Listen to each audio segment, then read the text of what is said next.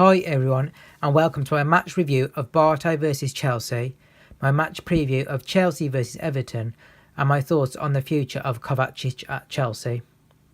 Let's start off with the Bate game. What can I say? It has to be one of the most mediocre performances at best for the Blues this season. The first half as a fan was very frustrating and Bate by far had the biggest chance by hitting the post. We were sticking to Sarri's game plan but we weren't making proper attempts to try and penetrate Bate and really go for the opposition. The second half we started slightly better and managed to get a goal early on.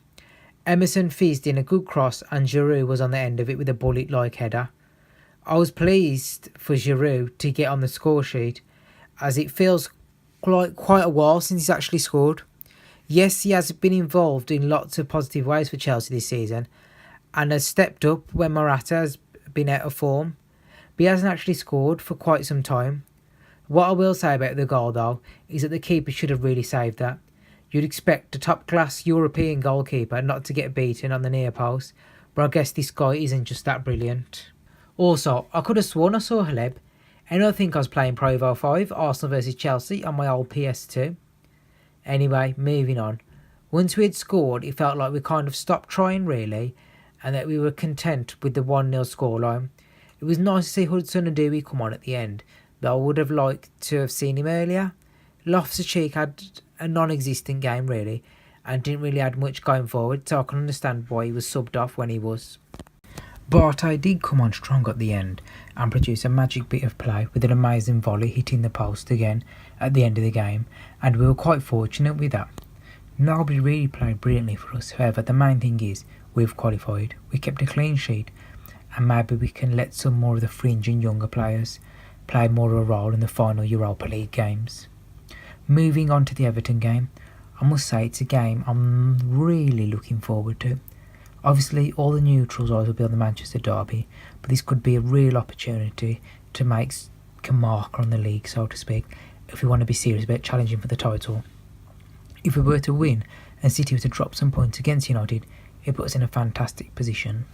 On the game itself, it's on Remembrance Weekend, which from what I can remember, we've done really well over the years. I remember a couple of games against United on Remembrance Sunday, including a 1-0 to the Chelsea with a JT header, where in that season we went on to win the title under Carlo Ancelotti, who I must add was one of my favourite Chelsea managers. I would welcome him back to the bridge with open arms any time in the future if circumstances were right. Back to the Everton game. Everton themselves are a tricky bunch. They didn't do well against an out-of-form United team. However, they have upset us in the past. I remember a Saha goal against us way back when, and more recently, beating us at Goodison Park in Mourinho's last season with us. But yeah, they weren't at the bridge. Whereas at the bridge, we haven't done too badly. I remember a specific game where JT scored in the last minute. It was a leveller, 3-3, when Arthur Wren had given up hope and just got the tube home. I think this game will be quite different from the Bate game, as I expect a lot of regulars to return to the team, including the regular back four and Kante in midfield. If I was to give a score prediction, I would go with a 2-1 to Chelsea. I can see us taking a 2-0 lead, taking our foot off the gas, letting the Toffees back into the game and clinging on for the end. I know, very specific, but I wouldn't be surprised if that was to happen. Before I conclude, I want to quickly discuss, and more specifically, his future, and obviously we all know what I'm talking about, and that's Kovacic. I've been reading various articles online this week that Chelsea are considering not extending his loan spell past this season. All I will say is that it's still early days yet, and if I was pushed on it right now, I would sign him permanently from because what I've seen of him so far this season. I think he's played really well.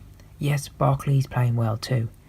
He could potentially take Loftus-Cheek's spot right now. Obviously we're talking about Kovacic, and I think he's better than both these players.